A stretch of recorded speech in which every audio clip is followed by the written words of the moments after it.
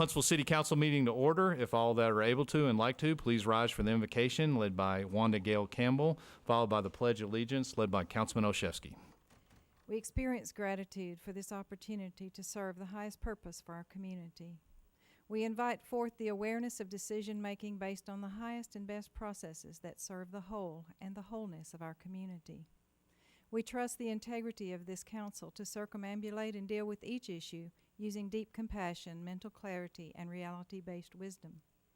It is our common desire that this body of public servants work collaboratively and cooperatively to attain and sustain a healthy, prosperous, and happy quality of life for all who live and work in our community. We desire that each member of this council hold individually a win-win outcome for the highest good of all the people as they focus together and fully claim one city and one vision in unity and practical service. In awe and gratefulness for that which is recognized in many traditions and known by many names, and which remains greater than our human hearts can fathom, we declare this time productive, efficient, and effective. And so it is. Thank you, God. Amen. I pledge allegiance to the flag of the United States of America and to the republic for which it stands, one nation, under God, indivisible, with liberty and justice for all.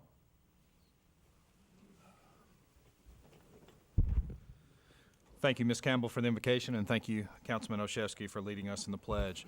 The minutes from the October 24th meeting have been received, and they'll stand approved. There's no objections. We're now at resolutions and special recognitions. Mayor Battle. Thank you, Mr. President. If I could have Joy McKee and the Huntsville Pilgrimage Association group come up. We have some good friends here who just put on the cemetery stroll and have done a lot of work in our cemetery and restoring headstones and everything. And Joy, you want to tell us about them? I do. Mayor, Council, we were so excited this year.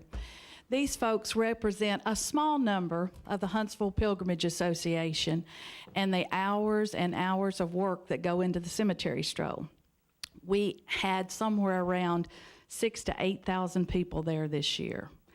And it was unbelievable. It was the biggest since I've been director. And so it was just wonderful. But nobody knows the countless hours it takes these folks. And I'm going to let Jan tell you a little bit about the money that has been raised. As the mayor said, the markers that are out there, some of them are 200 years old. So obviously there's no family to take care of those. So this money goes towards making sure that our cemetery is so beautiful and it's so beloved by everyone. So I'm going to let you just give a little synopsis of what y'all did this year in money at the gates, because it's all donation. This is free to the public.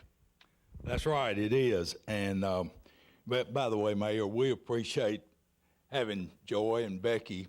They certainly have been a benefit to us.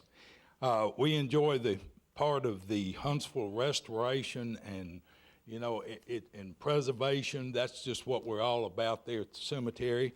I think this year we raised close to $12,000. We haven't got all of our figures in, but it's approximately $12,000. And we had expenses of something between $1,000 and $1,500. So we're a little over $10,000 that we'll be using this year. And that probably brings it up to, I imagine over the years, it's been close to $300,000 that we've spent. So it's been a pleasure for us, and all these people are part of it, and we appreciate y'all. And we do want to encourage you. They have Angels of Maple Hill, and that's a nonprofit, and the mayor has helped support that. And it is so important for donations to come in through that as well. And you can actually have a membership for $35. That's correct. And so if anybody's interested in that, please go on Maple Hill's website or go on the Huntsville Pilgrimage Association's website, and please donate generously or become a member.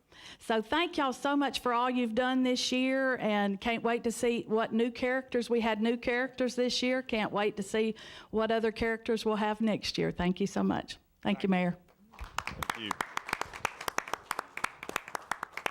And for any of you who have not been to that, you get a real taste of Huntsville history. You see many characters from Huntsville's history and their reenactments of their history. And then this group, after they do that, they also preserve some of Huntsville's history by fixing the markers out there, which are 200 years old. And that is a lot of history sitting out there. So thank you for the work that you do.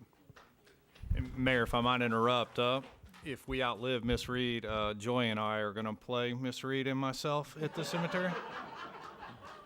That's if we outlive her. You'll need a blonde wig.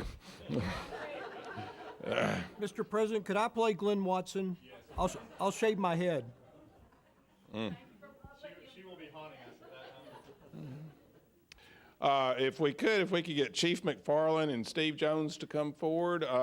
We have a check to present, and we have some other firefighters here, and we have a check to present to Ms. Liz Hurley. Liz, would you come up, please? And do y'all want to talk about what the work that you've done? We will. And Mr. Mayor, Steve Jones was on his way, and as our work goes, he was on the truck and he got turned out to an emergency run, so he's working that emergency while we're doing this, but it's in good hands with these folks here. Good. So thank you very much. I'd like to introduce Garnet Jones, Tracy Christa, and Evan Reed. They're on a committee that works with this last several years and this year. Each October, Huntsville Fire and Rescue, in conjunction with our Huntsville Firefighters Association, work to raise funds to support research and stuff for breast cancer. And I'm not going to say a whole lot about this because I will tell you, this committee pretty much just handed them the ball, and the leadership they put forth and the work they put forth was tremendous. So I'm actually going to give this to Garnet Jones and let her tell you a little more about it. I'm actually a better representative than Steve Jones anyway. So that's actually my husband. At any rate, everything that could go wrong did this year, Liz. We had logistics issues, we had financial issues, we had graphic design issues, we had t-shirt issues, and we were so concerned that we were not going to be able to raise the funds that we are getting used to donating to the Liz Hurley Fund. So we were a month behind, we were a week late getting them out to the public, and we still have a tremendous product that we're very proud of.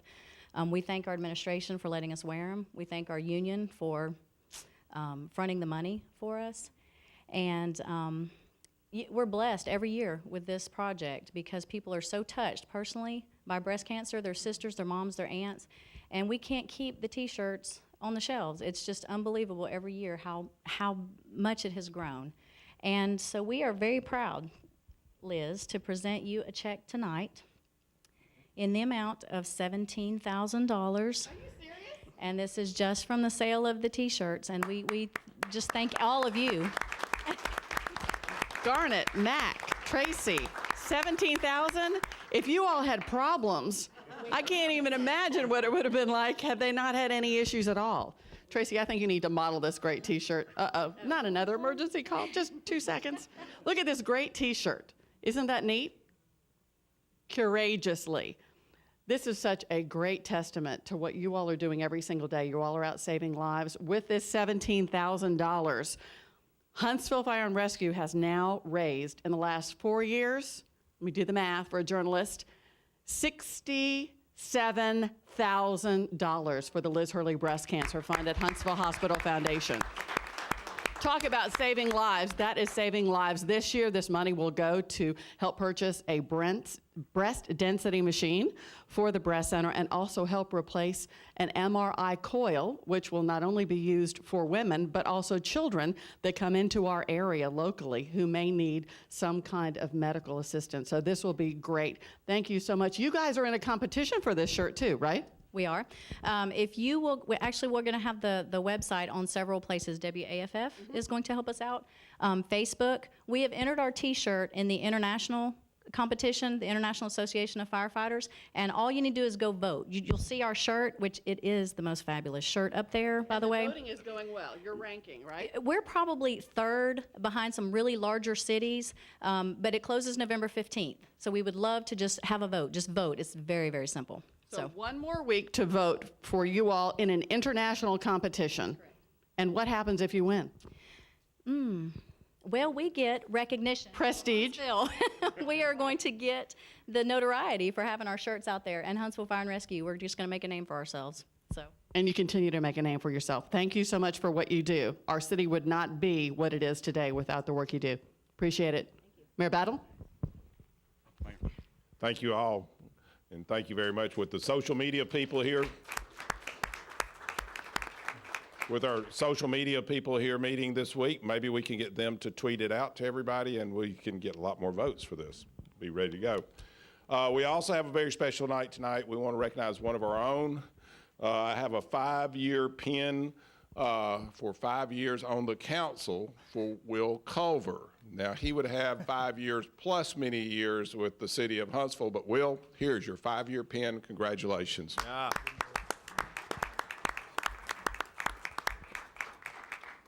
And that's all I have, Mr. President. Thank you, Mayor. We have several resolutions for adoption tonight. We have a resolution honoring Clifton Miller, the 2013 Huntsville Realtor of the Year. So moved. Second. Motion by Mr. Kling, second by Dr. Showers. Discussion. All those in favor signify by saying aye. Aye. Opposed? Mr. Kling, do you want to say anything about that? Well, he had outstanding achievements, and I'm looking forward to presenting it to him at a future meeting of the Huntsville Board of Realtors. Thank you, Mr. Kling. B is a resolution congratulating Mrs. Alice Brantley upon her 100th birthday celebration, November 22nd through 24th, 2013. Is there a motion? Move to approve. Second. Motion by Dr. Showers, second by Mr. Kling. Discussion. All those in favor signify by saying aye. Aye. Opposed? It carries. Dr. Showers. Mr. President, the City Council and the Mayor of the City of Huntsville, Alabama, apprised that the 100th birthday celebration of Mrs. Alice Evelyn Brantley, hosted by her family in Stockton, California, on November the 22nd through the 24th. I will not be going out to California to present this on behalf of the mayor and the council, but our office will mail this resolution to the family resolving the 100th birthday of Mrs. Alice Evelyn Brantley. Sounds good. Thank you, Dr. Showers. C is a resolution commemorating the life of Thomas Edward Hereford. Is there a motion? Move to approve. Second. Motion by Dr. Showers, second by Mr. Kling. Discussion. All those in favor signify by saying aye. Aye. Opposed? It carries. Dr. Showers. Thank you, Mr. President. The members of the council and mayor of the city of Huntsville, Alabama, are apprised of the untimely passing of Mr. Thomas E. Hereford on November the 2nd. A celebration of his homegoing will be held on November the 8th at the Progressive Union Missionary Baptist Church. Mr. Hereford was a respected citizen of our city. Thomas, affectionately known as Uncle Tom, was the son of the late Reverend Sonny Hereford II and Janie Burwell Hereford, whose parental teaching permitted his being. His marriage of 37 years to Letha Joyner and 29 years to Nancy Denton Laws, and the offspring of those marriages taught him the importance of family. Thomas Hereford was a faithful member of Center Grove United Methodist Church, where he was a longtime chairperson of the Board of Trustees. He was the vice president of the United Methodist Men. He loved his church, and he loved others as Christ commanded him to do. Whereas on the streets of Huntsville, Birmingham, and Montgomery, Alabama, he learned the art of being a civil rights activist. During the 1960s, he assisted his brother, Dr. Sonny Hereford III, in the civil rights movement. He attended federal court, participated in protest marches, carried picket signs, and transported citizens during the Montgomery bus boycott. Mr. Hereford was a chartered member of the William Hooper Council Elks Lodge, number 977. He was initiated into the lodge in 1958 and was consistently active until death. Elected to the Elks Board of Trustees in 1962, he served for 51 years. He was chairman of the board, and he was chairman of the board from 1974 until 2008. Among his favorite activities in the organization was the grocery grab fundraiser and the Elks oratorical contest. Whereas Thomas was preceded in death by his daughter, Beverly, and his dear friend, Dr. Rather Brown. Those who would cherish the memories of his earthly training are his wife, Nancy Herford, his children and grandchildren, his brother, Dr. Sonny W. Martha Herford III, a devoted cousin and friend, Charles Hall, nieces, nephews, cousins, and many friends. Be it resolved that the City Council and the Mayor of the City of Huntsville, Alabama, express special thanks and salute the awesome legacy and memory of Thomas E. Herford for his dedicated service and untiring effort to make Huntsville a better community. He will be missed by his loving family, friends, colleagues, and the community at large. Huntsville, Alabama is honored that Mr. Thomas E. Herford lived and served in our city. Thank you. Thank you, Dr. Showers. Council members and Mayor, I have a special recognition. If you will meet me in front of the dais, please, all of us.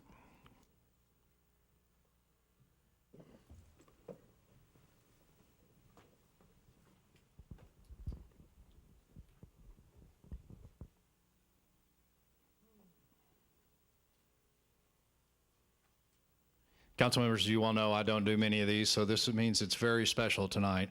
As we previously discussed with Mr. Culver, he was elected 5 years ago, and one of us up here was also elected 5 years ago. So on behalf of the council and all the city employees and really all the citizens of Huntsville, we're going to present Mayor Tommy Battle with his 5-year pin. Congratulations, Mayor. Thank you, Mayor. It's been a great 5 years. We really appreciate you. Thank you very much.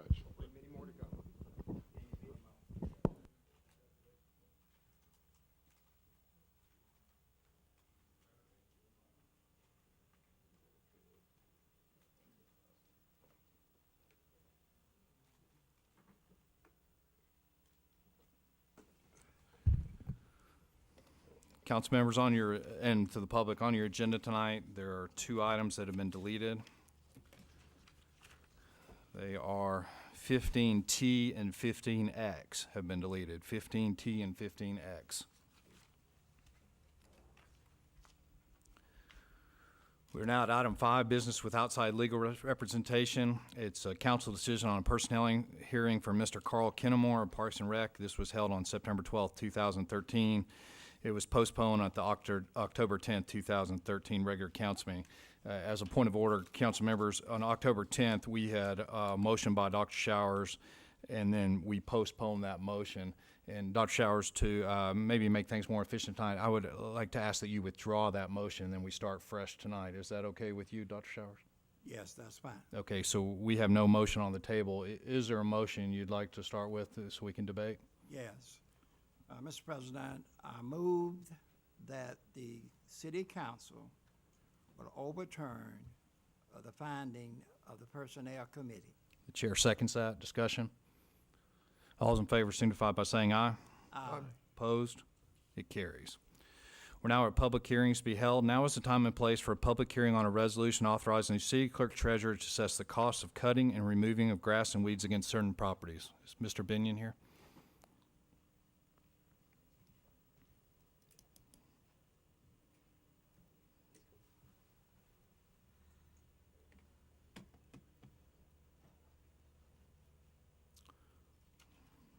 Mr. Binion, we're at 6A1.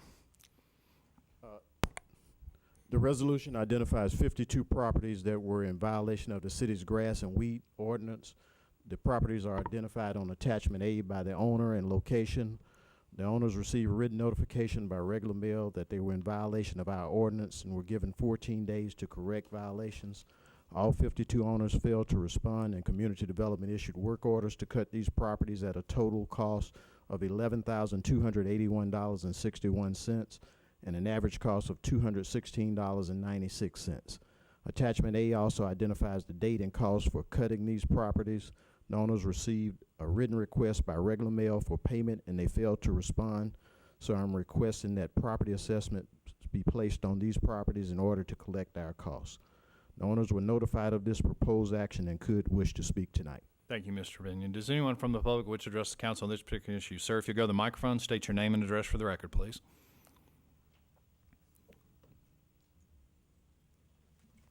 Good evening, council. My name is Jerome Collins. I live at 211 Green Lawn Drive, Meridianville. I received one of these notices as a courtesy copy to a property I hold a mortgage on for 319 South Plymouth.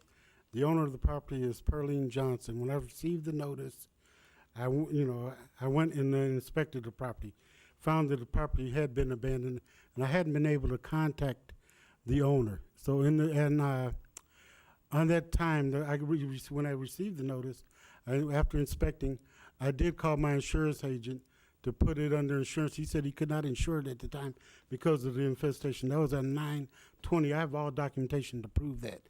On 9/21, I hired a gentleman to clean up and remove stuff, which he did, and he worked for about 2 weeks, a couple hours a day. I have pictures before and after. Whatever the city did, they did not cut down the vegetation around this property. I have pictures showing before and after. And after I have the check showing that I paid this gentleman to do the work on two separate occasions where I hired him at 9/21. I paid him on 10/8 and 10/18 on the conclusion of the work. I have pictures before and after, and also have a statement from my insurance agent showing why he couldn't insure it, and then he insured it on 10/20. So I dispute what the city has done if they did do it to this property. And I have all the pictures, information right here. And I do a lot of business in this city. I spend almost $30,000 a year in property taxes for properties I own. I spend a lot of money for goods and services and hire people to keep this community safe and then productive.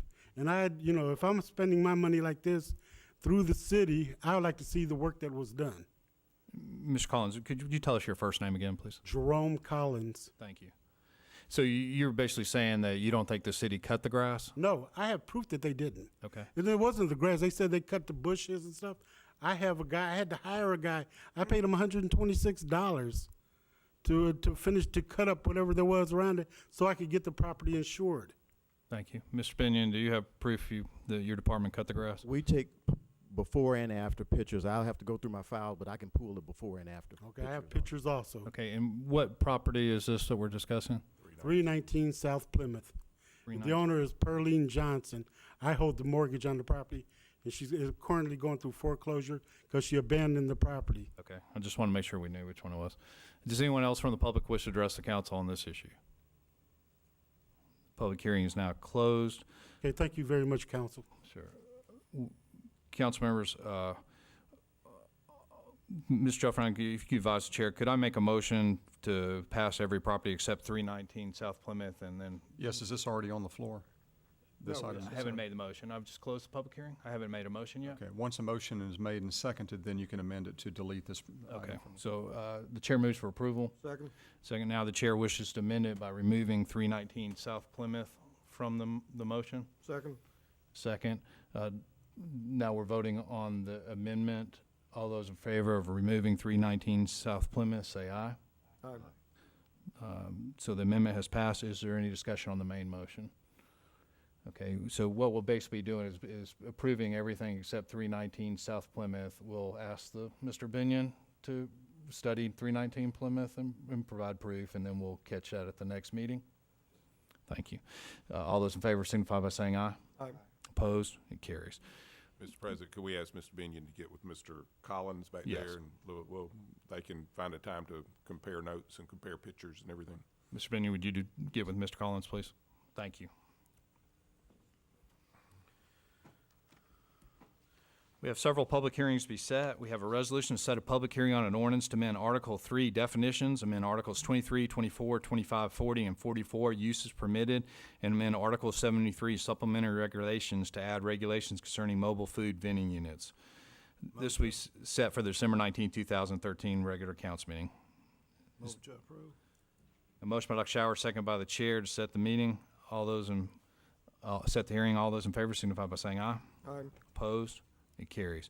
We have a resolution to set a public hearing on an ordinance rezoning property lying east of Highway 53 and on the north side of Maston Lake Road from Commercial Industrial Park District to Highway Business C4 District. This will be set for the December 19, 2013 regular council meeting. The chair moves for approval. Second.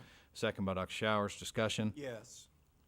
Do we have anyone here tonight that can distinguish between a commercial industrial park district and a highway business C4 district?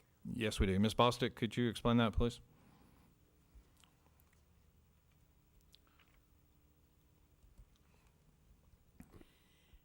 Yes, sir. A commercial and industrial park allows a multitude of uses, both commercial and light industrial uses.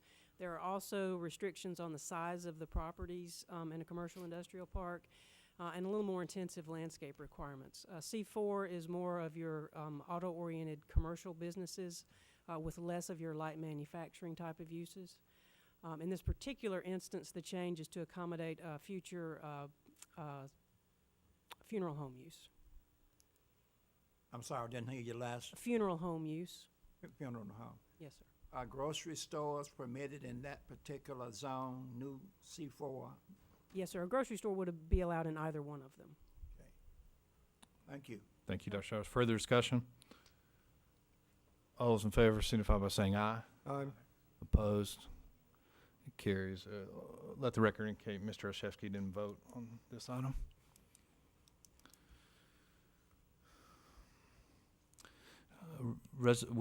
Three is a resolution to set a public hearing on an ordinance amending the approved concept plan for the villas at Timbers Edge Plan Development, formerly Timbers Edge Second Edition Plan Development, to change the housing type from 56 quad and duplex ranch condominium units to 53 single-family detached condominiums, and also amending the unified control agreement to reflect the new ownership of the property. This public hearing will be on December 19, 2013. The chair moves for approval. Second. Second by Dr. Showers. Discussion. All those in favor signify by saying aye. Aye. Opposed? It carries.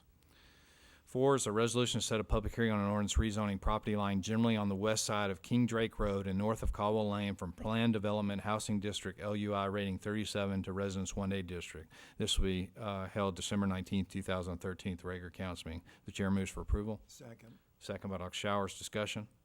All those in favor of setting the hearing say aye. Aye. Opposed? It carries.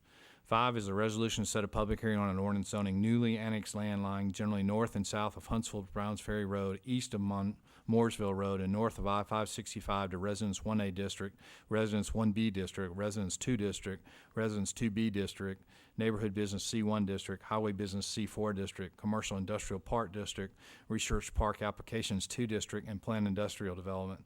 This public hearing will be set for December 19, 2013. The chair moves for approval. Second. Second by Dr. Showers. Discussion. All those in favor of setting the hearing say aye. Aye. Opposed? It carries. We're now at communications from the public. When I call your name, you'll have 3 minutes to address the council. Mr. Jerry Cox. Mr. Cox, if you'll state your name and address for the record, please. Jerry Cox, 4029 Telstar Circle. Thank you, Mr. President. As we've now started our week-long salute for veterans, I wish, as a veteran of the United States Army, I wish to honorably recognize the 16 members of the military that were killed in the war during the month of October, to include 2 Navy sailors, 2 Marines, including a 19-year-old from Wisconsin, and 12 Army soldiers, including 1 sister in arms. Also, I'd like to recognize Colonel Olszewski and Colonel Hamilton for their service to the country, and particularly to those 2 gentlemen. My community appreciates both of them for their cooperation on matters around our community on Patton Road and Gate 10. We have tonight some items on our agenda on 15M, N, and O. I ask, could these have veteran preferences, and I'll soon be talking with city HR to assess the veterans' makeup of the city employees to assure that we have proper representation. I know my friend Lyle is also a veteran in the audience here, and any other veterans, I salute you. Thank you, Mr. President. Thank you, Mr. Cox. Terry Michaels?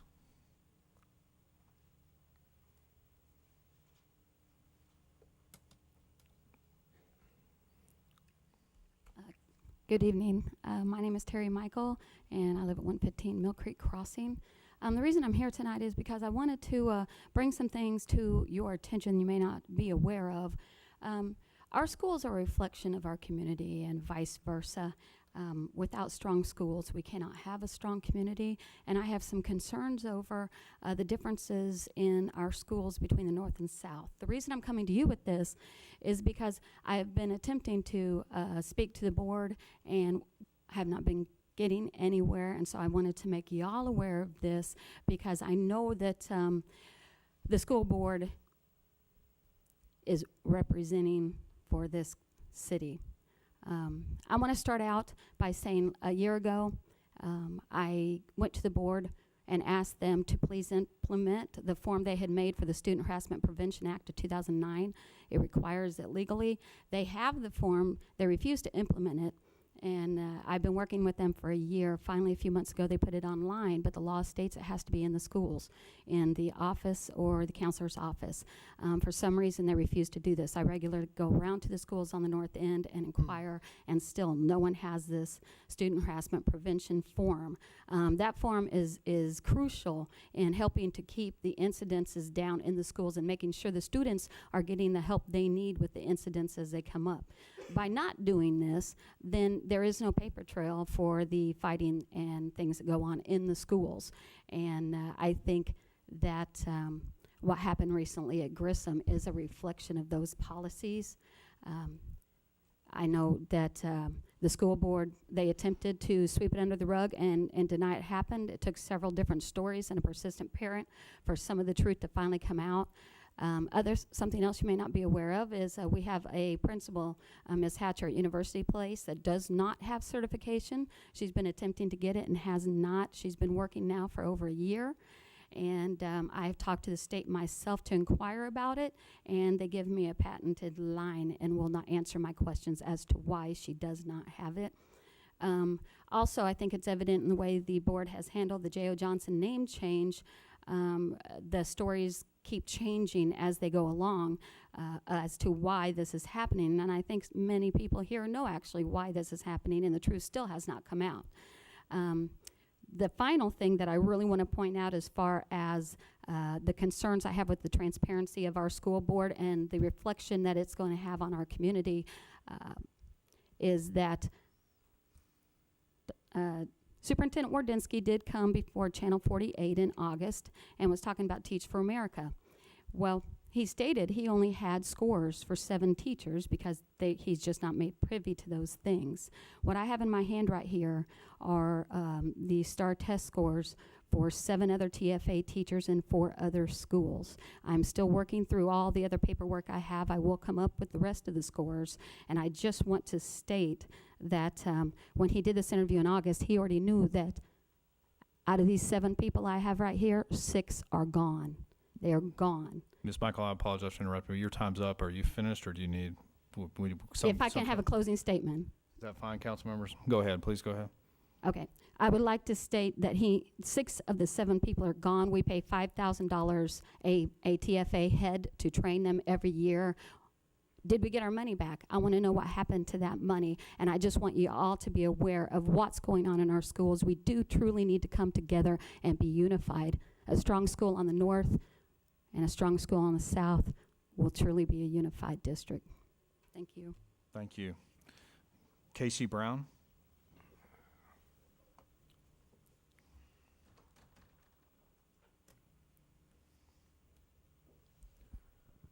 Name's Casey Brown, 199 Mimi Lane. A few months ago, I heard my school's name was being changed.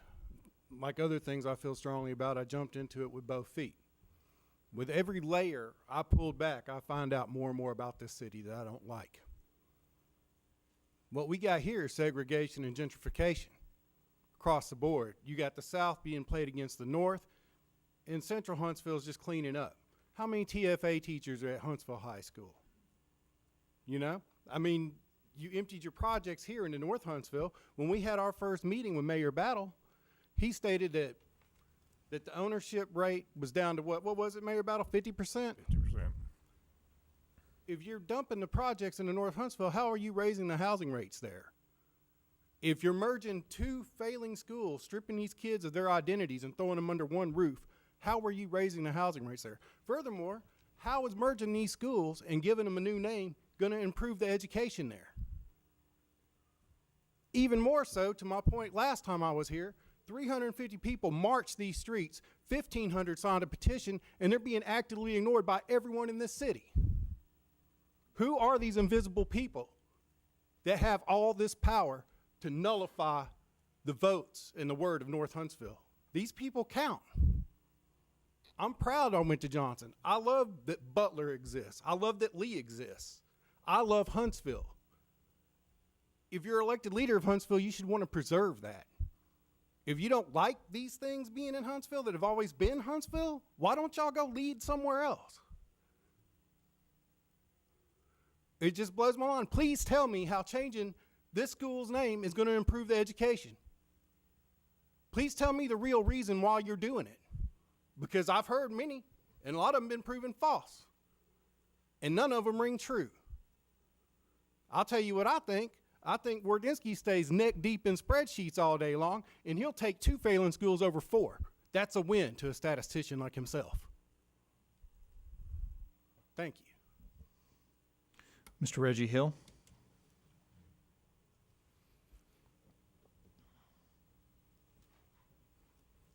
Mr. President, Reggie Hill, 626 Blake Bottom Road, City Council, Mayor, good evening. This upcoming Black History Month, I plan to release my first published book. It's going to be titled Silent Warfare, Welcome to the New Slavery. From its illustrations, I will instruct workshops on topics such as human thought, mental manipulation, international sharing, and fulfilling your God-given purpose. I'm requesting that the mayor and the city council serve as my pilot workshop participants. Where is my inspiration, you ask? No more easily the simplicity of society that we live in. Children have lost the understanding of respect and the value for life. The judicial system and law enforcement have become so fearful of the citizens that they protect, to the point we see justice in the light of prejudice, low morale, and corruption. Our political leaders have fallen out of sync with that childlike initiative that inspired them to become public servants.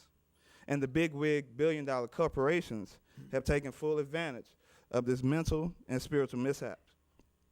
Teachers are the new age farmers as industry and technology evolve to eliminate the tradition of a people. Parents are younger with more unstable household atmospheres.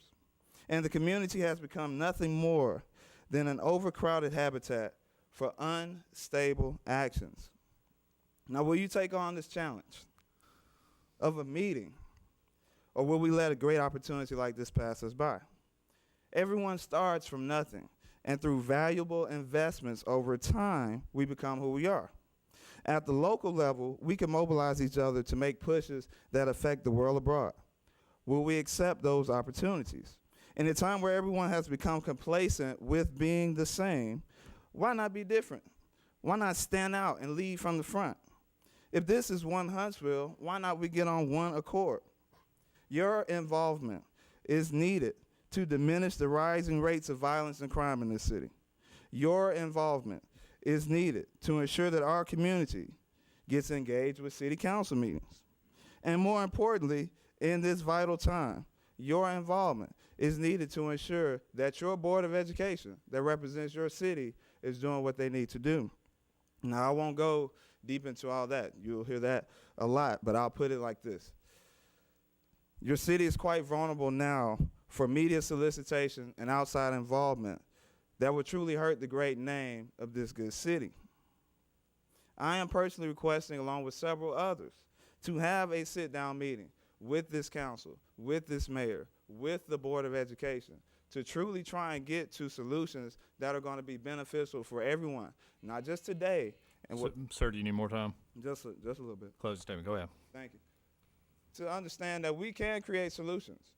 We, each other, together, collectively, can come up with something that is cohesive for everyone. We, together, collectively, can make decisions that are going to not only be beneficial for now, or what we're thinking this plan is going to do for now, but for ages and ages to come. Because right now, as you sit in those seats, you represent not only us here, but the children that are not even born. God has truly already blessed each of us. It is time for us now to use our abilities and gifts to bless God. Thank you for your time and the opportunity to speak. Thank you. Chris Horn.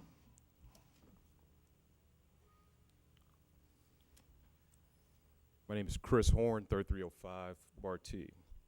I'm a citizen of the city of Huntsville. I certainly would like to recognize Mr. Culver, Mr. Showers, and the mayor. The two gentlemen have said what would need to be said best. I want to follow up to Reggie's point. I would like to ask Mr. Culver and Mr. Showers whether or not we can form a committee that would be comprised of the city council, and certainly whether or not we can include other elected officials on the school board to have a discussion to the issues that were brought to the floor tonight. Whether or not that is legal, Mr. Jeffrion, I don't know, but certainly I want to raise the question of whether we can sit at the table and have this discussion in a way that is clear and transparent so that the taxpayers and those that you represent can have clarity and understanding and peace. The issue is not simply the name change of J.O. Johnson High School. This week we're celebrating heroes here and bringing them from all over the country. J.O. Johnson, Mr. Olszewski, was a brigadier general from Huntsville, and certainly he also commanded a troop that was similar to the Tuskegee Airmen, but were on the ground building airports in Africa. He led a troop of African Americans primarily under the direction of Carl T. Jones ultimately, and this legacy and history and tradition of J.O. Johnson needs to be carried forward. In the school, the name should remain, but in addition, I'm asking tonight to get some transparency on what happened here. And certainly, as we look forward, I'm asking and requesting that we also meet to discuss Pulaski Pike, as was brought up last week, and to make the consideration to change the name of Pulaski Pike to J.O. Johnson Highway. With that, I want to be able to understand how do we do that, change the name of the street where J.O. Johnson will be moving to, and with that, to be able to have the conversation about what exactly we're doing with this proposed name change. Thank you for your time. Thank you. Pastor T.C. Johnson. T.C. Johnson, 1800 Sparkman Drive. Good evening, Mayor. Good evening. Council, Mr. Russell. Last time I said, when I left, I had a call that reminded me. It talked about the tale of two cities, and we talked. I wouldn't be disrespectful last time because I thought it would have been. I would have rained on Rex Rome's parade, and I'm just a little more mature than that now. All the accolades, all the good things said about him, and I'm sure those people not only believe him, I believe they're true. It's just that it's not my side of town. Rex performance over this period of time, more young African Americans died in the hand of the police department under his leadership. Citation differences. People remembered when he was an officer, entered their home with weapons drawn, using racist epithets, threatening to shoot them if they move. I can't repeat them, they're children here. It's a tale of two cities. And I'm sure that the people who he served so well and so decently respect him, he deserved their honor. But he needs to know that it's not true for the whole city. He was seen as someone who perhaps brought back memories of Bull O'Connor's. And that's unfortunate for a service person who renders service to the whole city. Tell the two cities, and the mayor was voted in, has a vision to change that. Before we can do that, we must recognize that it exists. People with the powerful voices, John, must recognize that it exists. Whereas we don't go to school with the powerful voices. We don't go to the rotaries and that kind of stuff. So when some of our kids get stopped, they don't get the understanding that, oh, that's Mark Russell's child. That's that child I go to Sunday school with father. So let's call them and tell them to come get that child who may be DUI or may have some other problems, maybe been speeding. It's unfair, and there has to be a training. This is not just this city. It's happening in a lot of places, but I believe that our city is a leader city. Mr. Hampton and Oshesky know that the first part to solving the problem is problem identification. We, for whatever reason, want to identify the problem and then work on the problem. Because the problem does not affect everyone, does not make it not a problem. It's something that we should and want to fix. Now, there's a deeper issue with the school issue because I understand the logic of combining the schools because of the small number of students. But when I way back, it looked like, Mr. Mayor, that we're forming a black school, white school. Can I have a closing statement? Yes. Be it resolved, no. If we were serious about equal education, we'd be trying to find a way to bring the students together under the same building. So why build any schools and have the same racial segregation appearance? That's just me looking from way back. So we live in two cities, Mayor, and I think we should want to fix that. I think if we fix it, we can fix a lot of communities across the country. Thank you. Thank you. Aaron Stinson. My name is Aaron Stinson. I'm the Chief Operating Officer for Advanced Technical Finishing, 1003 Orchard Street. ATF is a full-service finishing shop providing metal finishing services to commercial, aerospace, and defense industries nationwide. We currently employ 31 employees and are in the process of an $8 million expansion that will support an additional 30 to 40 jobs. In May of this year, ATF made an investment in a fluid chiller used to control the temperature of multiple process tanks at a total cost of $200,000. Shortly after the installation of this chiller, we began to experience multiple mechanical and electrical failures of solenoids, breakers, relays, and ultimately catastrophic failure of 3 compressors that run the unit. After multiple repairs and warranty claims, it was discovered the voltage powering the chiller was exceeding standard operating parameters. ATF requested Huntsville Utilities to investigate the electrical service being provided to the main electrical panel of the facility. After multiple recordings of voltage at various times and intervals, ATF's electricians, as well as 2 independent electrical engineers, confirmed exceeding the allowable limits of 10%. These parameters were established by Huntsville Utilities. ATF filed a formal claim with Huntsville Utilities on October 9th, 2013. Despite multiple examples of data collected that clearly displays excessive voltage readings, Huntsville Utilities has denied our claim as well as all responsibility in regards to this matter. ATF has incurred approximately $75,000 in debt associated with this issue, as well as permanent damage to the chiller. ATF believes that as a longtime customer of Huntsville Utilities and business partner with the City of Huntsville, that we are unjustifiably being denied of resolution of this issue, as well as reimbursement of damages sustained. It is imperative to our company that the electrical service provided by Huntsville Utility District is within acceptable voltage range. We're simply requesting assistance in this matter, as all efforts have previously been denied.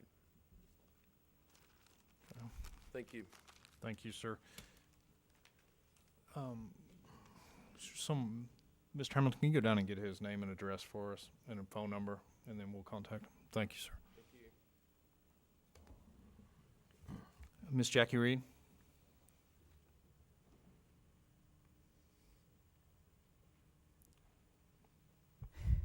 Good evening. Good evening. Thank you for allowing public input.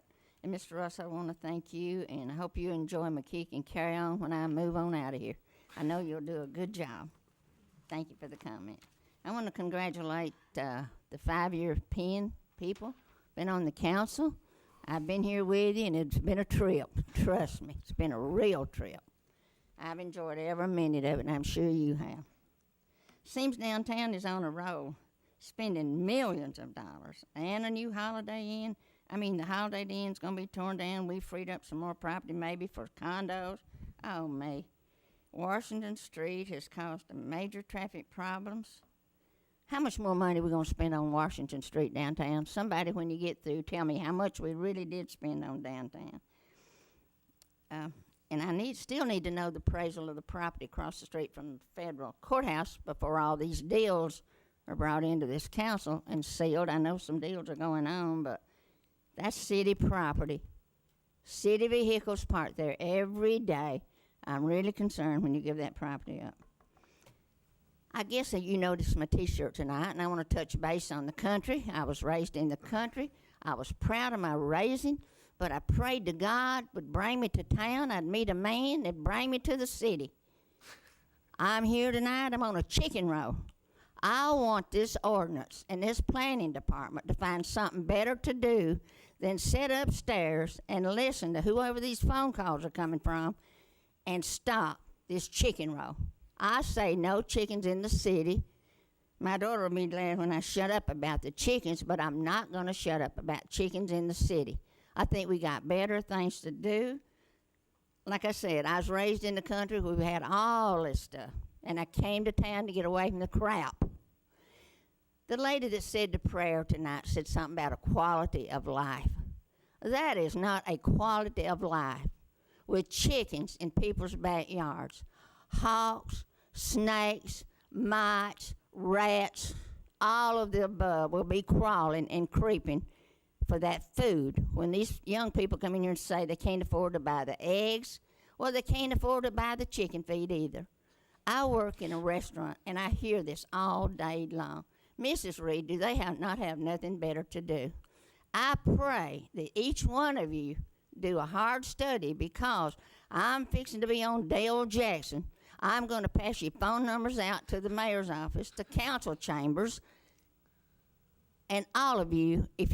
I heard, I was going to turn it into the paper, and I wanted to know how this whole thing got started. I thought it was a analyze, and then I went to planning department and was told it was just from phone calls coming in. So if it's just from phone calls, I want these city people to wake up. Ms. Reed, do you need more time to close? Yes, I do. Okay. Anyway, I'm on the chicken roll, and I'll be back, and I'm not going to be through with it till it's over. Can I have 1 second to walk something up and give it to Mayor Battle? It's fine with me. Thank you. Hope it's nice. It's his chicken. It's his chicken. I want to take it home with him.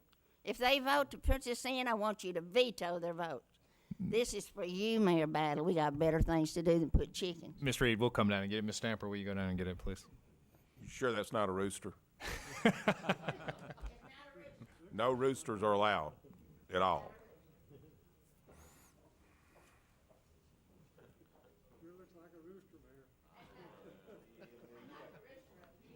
Thank you, Ms. Reed. We're now at item 8, Huntsville Utility items. 8A is substitute version. It's resolution number 13837. Substitute A, authorizing the approval and purchase of metering equipment for fiscal year 2014. This was postponed October 24th, 2013 regular council meeting. The chair moves for approval. Second by Dr. Showers. Mr. Yell, could you explain this and explain the substitute version, please? Well, this is from the last meeting. We removed one part of that from it, the AMI meters, and these are just standard, regular analog meters that we use every day that we have to have for our system so that we can record services used on the electric system. Thank you. And please show for the record that Mr. Olszewski has recused himself and will abstain from any votes. Further discussion? Mr. President, since this does not include the smart meters, I know that we've had concern expressed to us from members of the public, and I'm looking forward to hearing the debate on it. But since this does not include smart meters, it's regular meters, I will support it. Thank you. Further discussion? All those in favor signify by saying aye. Aye. Opposed? It passes with Mr. Olszewski abstaining. Thank you. Thank you. Thank you, Mr. Yell. We're now at board appointments to be voted on. We have a resolution to reappoint James C. Tony Smith to the Huntsville Tennis Center Board of Control, place number 1, for a term to expire November 28, 2016. Is there a motion? Move to approve. Second by the chair. We have a motion by Dr. Shower, second by the chair. Discussion. All those in favor signify by saying aye. Aye. Opposed? It carries.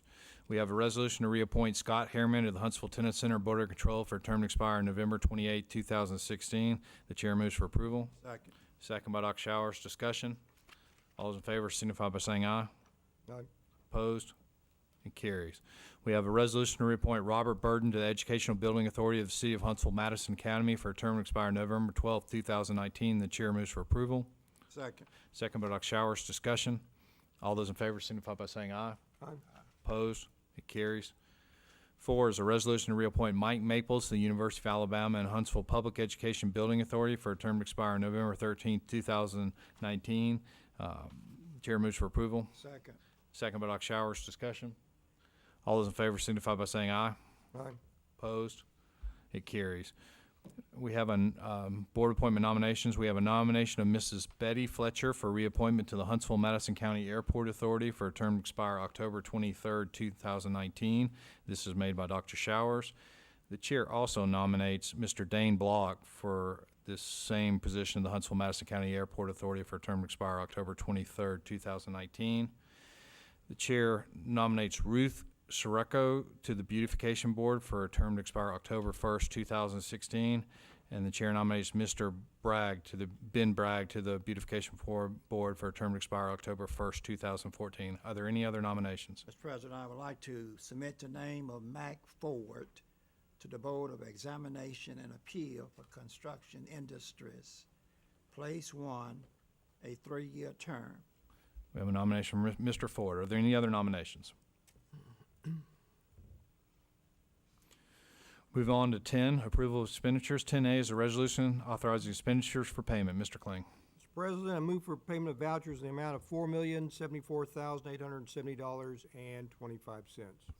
A motion by Mr. Kling, second by Mr. Culver. Discussion. All those in favor signify by saying aye. Aye. Opposed? It carries. Mr. Kling, do you have a Finance Committee report? Yes, Mr. President, I'd like to turn the floor over to Finance Director Randy Taylor.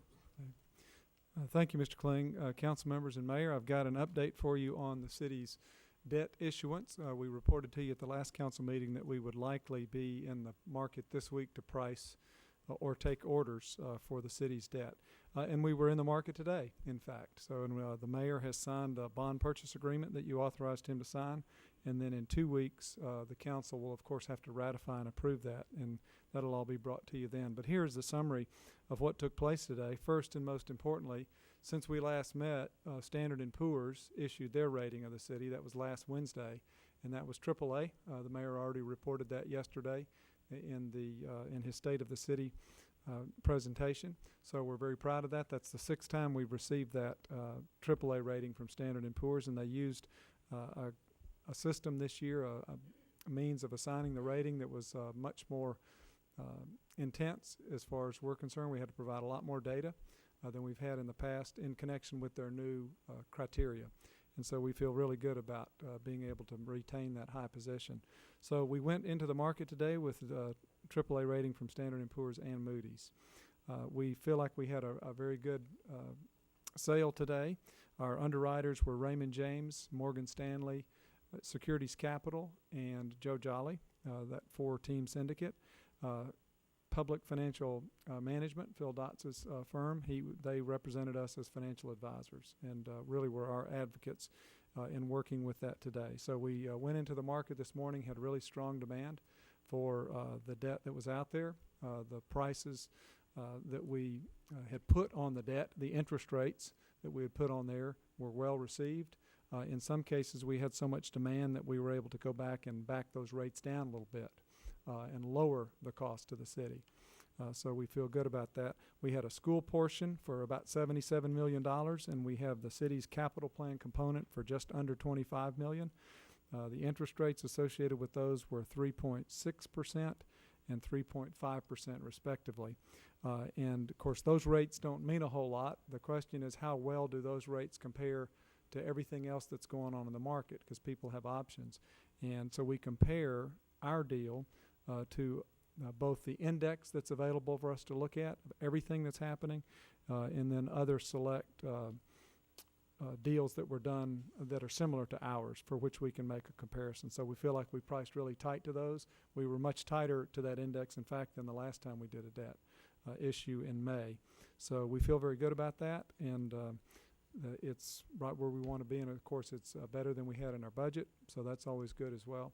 So just be looking for more of the details about that for the next council meeting. I would like to ask Phil Dotz, he's here tonight and is intimately acquainted with all of the technical aspects of this, and ask him to make a few comments, if I may, on that. Sure. Mr. Dotz, if you'll introduce yourself, please.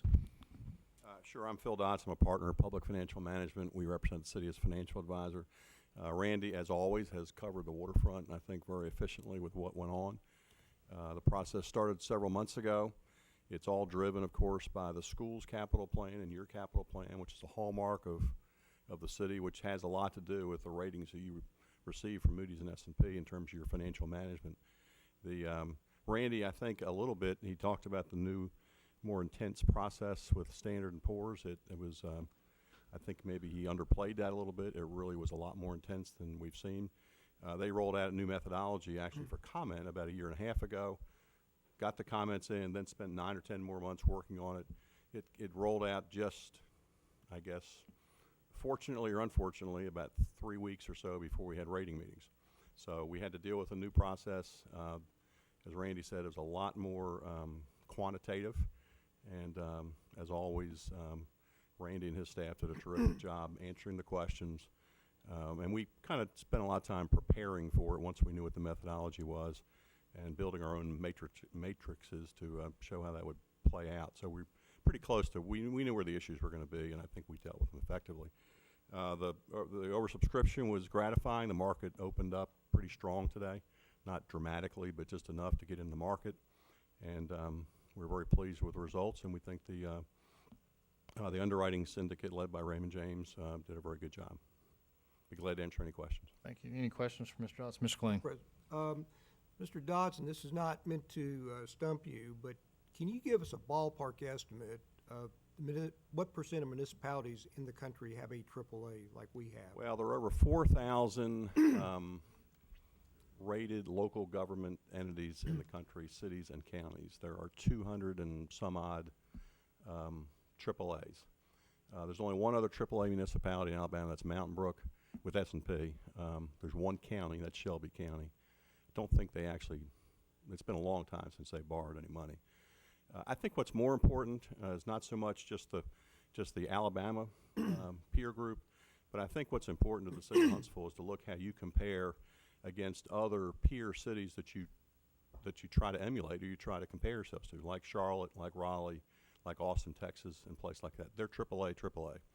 And so you're right up there in that rather rare company, and I think that's a real testament to leadership of the city. The bond issue that y'all just did, and again, I'm just kind of letting you pull numbers or whatever. How much did we save the taxpayers by having a AAA rating versus being, let's say, a AA rating for that? Well, I don't have that number, Councilman, off the top of my head, but I mean, the spread's probably in the range of 10 to 15 basis points. You run the amortization over a 20-year period of time. It amounts certainly in the hundreds of thousands of dollars. Thank you, on a Mr. transaction of this size, which totaled roughly $100 million. Thank you. Thank you, Mr. President. Any other questions or discussions? Thank you very much. Thank you, Mr. Dotz. Thank you, Mr. Taylor. Mayor Battle. Thank you, Mr. President. For the record, I would like to announce the following appointments. Karen Mitchell to the Huntsville Tennis Board for a 3-year term to expire November 28th, 2016. Jeannie Moore to the Huntsville Tennis Board for a 3-year term to expire November 28th, 2016. As everybody knows, Monday is Veterans Day. We start our veteran celebration about a week early and go about a week longer than anywhere else in the U.S. Here at Huntsville. And the Veterans Day Parade is downtown on Monday. The theme this year is Courage, Sacrifice, and Duty. We honor those who serve And the parade starts at 11 o'clock and honors the 50th anniversary of the beginning of the Vietnam War. General Dennis Vi is the commander of the Army Material Command, is a Grand Marshal, and we appreciate General Vi serving as a Grand Marshal. He is one of, I believe it's 14 four-star generals in the U.S. Army, and we are very glad that he is a member of our community. We'd also like to welcome the Wounded Warriors to town for their Heroes Week's activities. These warriors are veterans who were wounded in service to the country, and they'll be participating in numerous activities. I think they were over in Guntersville today, and they will be at the dinner tomorrow night, the Veterans Dinner tomorrow night. They will have activities through the weekend, and then be at the Veterans Parade on Monday, and we honor them in that Veterans Parade. And then finally, Joy, you have an e-cycling event coming up November 15th, Saturday, November 16th at Joe Davis Stadium from 9 to 1. That's where we're going to collect all old electronics that will be accepted, along with items, anything that contains mercury, and it's a way to make sure that we safely dispose of these items. And this is in support of the National Recycling Day on November 15th. So, Joy, thank you for doing that on Saturday. We've had some great successes in the past, hadn't we? Good. Thank you, Mr. President. Thank you. Mr. Olszewski? Well, just wanted to say hi to Lyle out there again for coming out. And Jerry, appreciate your always commenting on veterans, even those weeks that aren't Veterans Weeks. Appreciate that as well, and I don't have anything else to add. Thank you. Mr. Culver? Thank you, Mr. President. I would just like to compliment Mayor Battle, not only on his 5th year here as mayor of the city of Huntsville. As you already know, the State of the City address, Mayor Battle, each year that I've attended, I'm always puzzled as to what you're going to do differently from year to year, and I can say that each time it has gotten better. And we certainly appreciate your leadership here in Huntsville. I want to just briefly share with everyone, it's that time of the year again, and as you know, we do an annual program for our homeless individuals. This year it will be on November the 23rd at Macedonia Church, located on Dupree Worthy Road. Mr. Brown is here, I see. He always provides us with 4 or 5 buses and drivers, and we pick up individuals, children, families from our Downtown Rescue Mission, Breaking Free Rescue Mission, Salvation Army. I believe last year we also picked up individuals from First Stop who were in that area. So it's an opportunity, and it's not just a matter of feeding the homeless. This particular program, we've been working it for some time now, and basically what we do is provide care packages, we provide blankets, coats, we provide school supplies.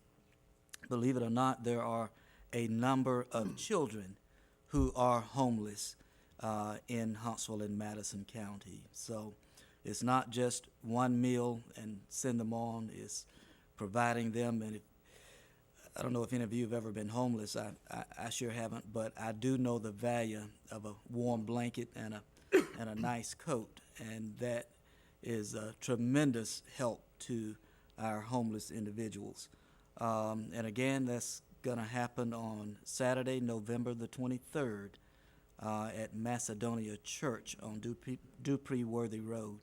And we usually start about 9:30 or 10 in the morning, and we finish up somewhere around 2, 3 o'clock in the afternoon.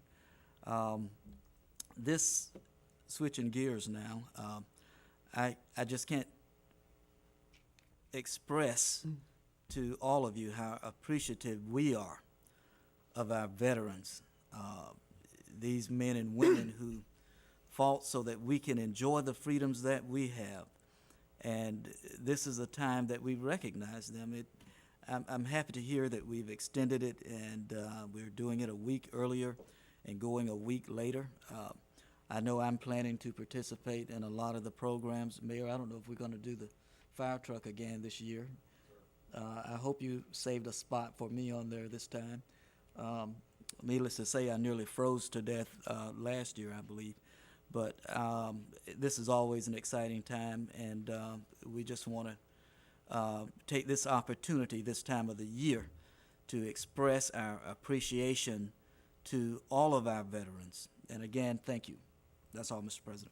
Thank you, Mr. Culver. Mr. Kling. Thank you, Mr. President. Been a few meetings with various neighborhood groups over in West Huntsville, and I feel like we've got a great team, and I'm proud to work with them. Holiday Homes, I had a meeting Monday night I went out to, and here's an association that has really worked to improve possibly the largest geographical area of any neighborhood association. Basically, Holiday Homes goes very roughly from Bob Wallace to Drake Avenue, and it's just a large area to cover, but the turnout is good, and there's very good communication.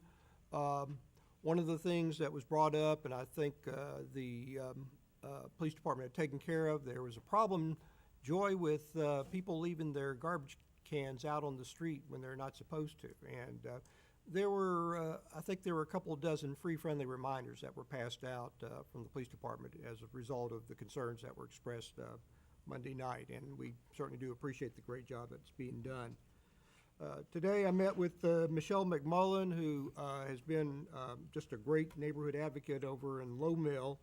And there seems to be some good progress that's being made over in the Mirabeau apartment complex with Mr. Greenberg working to take it over. I think council members can remember the history that's been at that facility. Mr. Greenberg seems to have a great track record. Among the projects that he has done in the past had been the renovation of the old Russ Glerson Hotel, and feel like there's some good things that are taking place.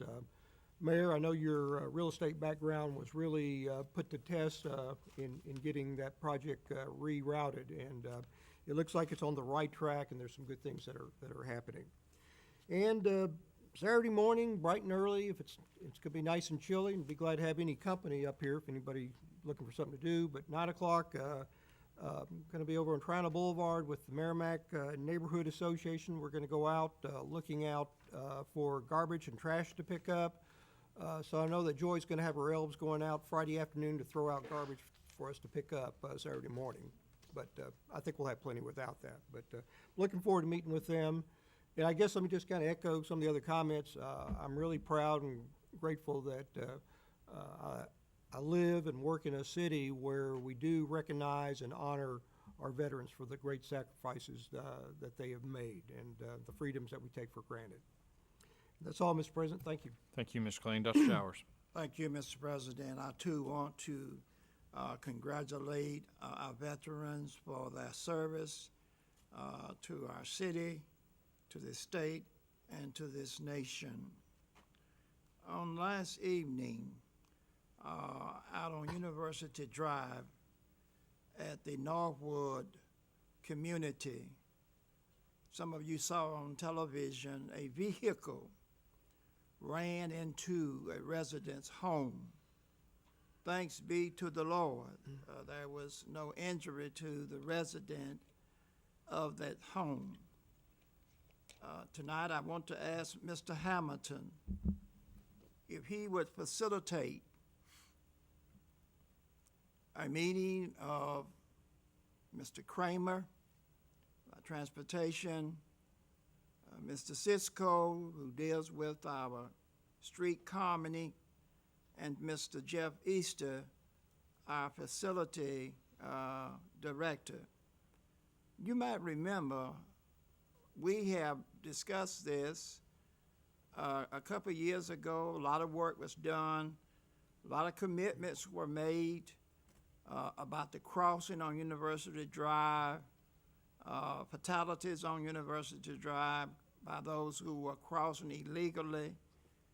And so if I might ask Mr. Hamilton if he would facilitate that meeting between the three principals that I named, and certainly Mr. Michael Lundy, who directs our housing authority, where this accident happened on last evening.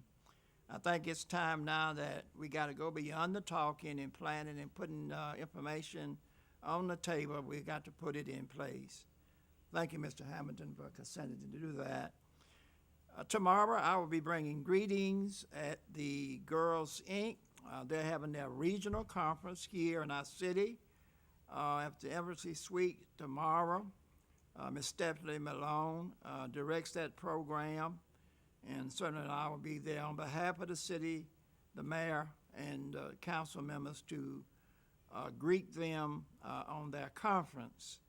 On the 16th of this month, the 30th annual Beautillion Ball, sponsored by the Funset Social and Charity Club, will be again held at the BBC in the North Hall. You already know that we read early in a resolution on the deceased brother, Thomas E. Herford. His final services will be tomorrow. I would attend I attended the news conference along with the mayor for the Geo Energy Cyber Summit that was at the chamber early in the week. I too certainly want to acknowledge that I, along with the mayor and council members, attended Rex Reynolds' retirement reception. But on this past Sunday, the 50th anniversary of the Civil Rights Movement, Letters from Birmingham Jail.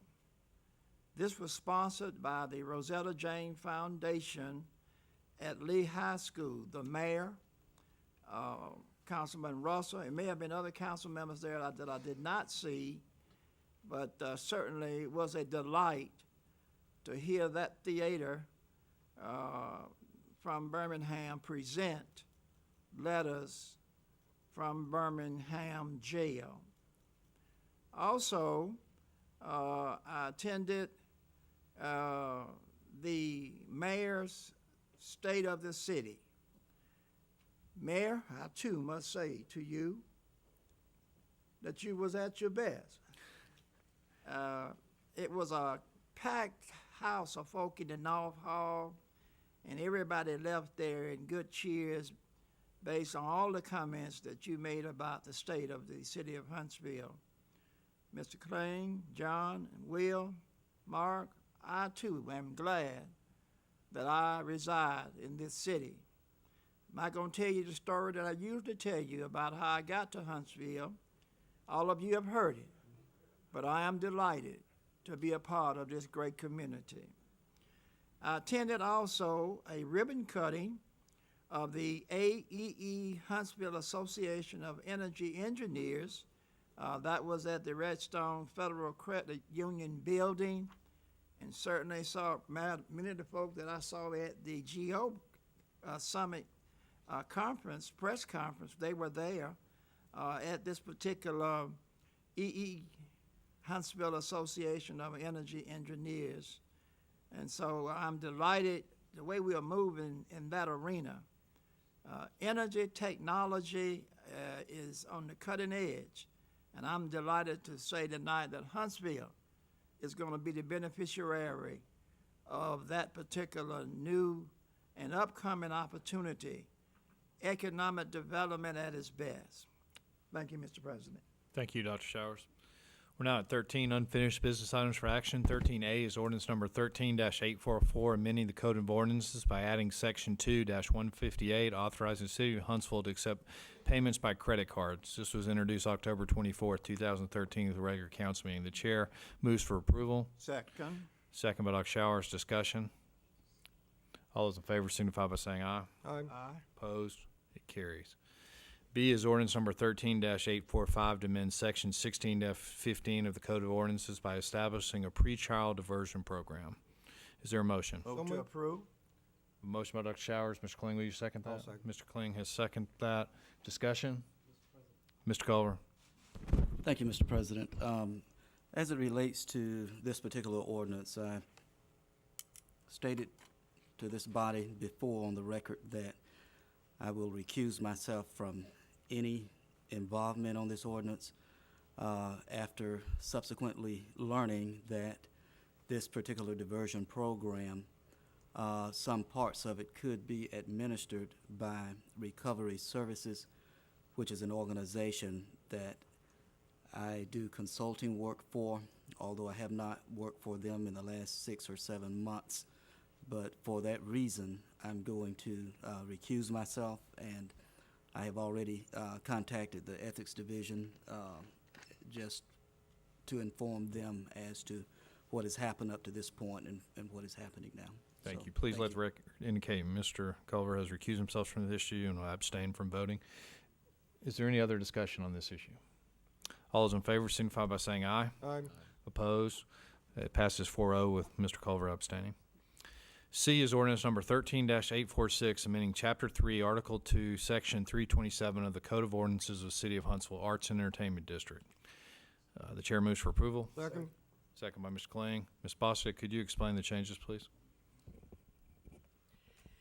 Yes, sir. You may recall back in May when the original amendment was approved, it actually established the district, and we had a series of public meetings with different stakeholder groups, and our recommendation then was for limited days and limited hours to kind of see how everything was going to work, how the logistics would be in place, and to make sure that it was all working out with cleanliness and security, and that we had a programming for the actual arts element of the district. We had a great success over the summer that went into effect in mid-part of June. The Arts Council did a great job of programming events. We also obviously had the art stroll that was during that time, as well as the Green Street Market. So a lot of activity on the streets. All the anecdotal reports were it was very successful. And then what we did towards the end of September is we actually did a couple of surveys, and I want to show you just a little bit from the results of those surveys. We did three different groups. We did a Facebook survey, which is our public sector. We had 169 responses. We did the stakeholder group, which were members of various downtown organizations, as well as business owners that did not hold alcohol licenses. We had 189 of those, and we had 83 participate, which was obviously the 43.9%. And then we had 17 businesses, and those are the businesses that actually hold a retail alcohol license that participated in the Arts and Entertainment District. And we had almost 60% of those businesses respond in the survey. So we had good response in all categories. You can see that the question was, how do you rate the impact? And in all three categories, it was very to extremely positive, with the business owners being unanimous that 100% answered very to extremely positive. Every category was 75% or more, whichever group it was. This was the Meridian District, same question. Again, very to extremely positive. The numbers were a little less activity in the Meridian District. It was only 10 acres, so there wasn't as much going on in that area, but still, the impact was seen as very to extremely positive. We asked them what they liked most about the districts. And again, as you can see, the top answer in all category was brings more people downtown. The business is again at 100%. After that, there's a little bit of difference between whichever group you were looking at, but there's a lot of consistency as well. Increasing business for downtown merchants was listed, as well as the activity in the downtown area. Then we asked them what they liked least about the districts, and they all three unanimously said limited days and limited hours. It didn't, each category, and they were all at the highest, and it had a significant drop-off after that as far as percentages of what they liked least about the districts. So with all of that, what we're proposing is that the district hours and days be modified. They were, or currently, Thursday and Friday from 5 to 10, and they can be opened at the request for a special event. What we're proposing is Thursday from 5 till 11, and Friday, Saturday, and Sunday from noon until 11. And still having the opportunity for special events to request the district be opened. We did have another public meeting with our original stakeholder group to discuss these proposed modifications, and we had support throughout that group as well. Everybody is really excited about having consistency, especially on the weekend for marketing, and be able to catch the tourism industry and the conferences as they come into the VBC. We also have just a couple of changes that we're recommending on the actual district boundary. The Meridian district boundary is not proposed to change. The Quigley district, we're proposing to add the Summit Building, which is right here at the corner of Big Spring Park, where the Cozy Cow is located. And then the corner here on the southwest corner or southeast corner of Monroe and Clinton, and then the Spring Hill Suites at Constellation. And those would be all of our recommended changes. Thank you. Questions, discussions? Mr. President, Mr. Kling. Ms. Bostic, I think I just want to get a little clarification. I think I know the answer, but with the current atmosphere, the farmers market that's been established, that does not have livestock added, does it? No, sir. Okay, I didn't think so. Mr. Culver. Yes, thank you. And Ms. Bostic, if it is not a problem, may I get a copy of that? I don't know if other council members would want copies of that. In fact, I was contacted by Gunnersville in reference to our entertainment districts, and I'm happy to know that there are a number of businesses that do not sell alcohol that participate in the entertainment district. Is that correct? Those percentages that you gave? The businesses were included in the stakeholder group as far as a category. Yes. So they're within the district. They do not sell alcohol, but they did respond to the surveys. Yes, sir. Yes. Okay. And just for clarification, I know we're talking about the two districts downtown, but we have enacted the entertainment district in Providence, and I've gone through there. I live there, and contrary to what people may think, that it's going to be a lot of loud noise and everything going on every night, it just doesn't happen like that. So that is a good way for us to give people an alternative source of entertainment while generating more revenue, for our city. Thank you. Further discussion? Call for a vote. All those in favor signify by saying aye. Aye. Opposed? It carries. D is resolution number 13-872 as amended, authorizing the mayor to enter a special employment agreement between the city of Huntsville and Brenda M. Martin. Move to approve. Motion by Dr. Showers, second by Ms. Culver. Council members, if you remember the last time we discussed this, there was an amendment that passed. Mr. Kling removed some language, and that's why it's been amended. I just want to make you aware of that. Any further discussion? All those in favor signify by saying aye. Aye. The chair votes no. It passes 4-1. We have one new business item for introduction. We have an introduction of an ordinance to amend Section 25-132 of the Code of Ordinances to prohibit operation of commercial vehicles on certain city streets between the hours of 7 p.m. and 7 a.m. Are there any other items you'd like to introduce? We're now moving on to 15 new business items for consideration or action. Keep in mind 15T and 15X have been deleted. Please notify the chair of any items you'd like to hold. Item 15B. Yes? Item 15W.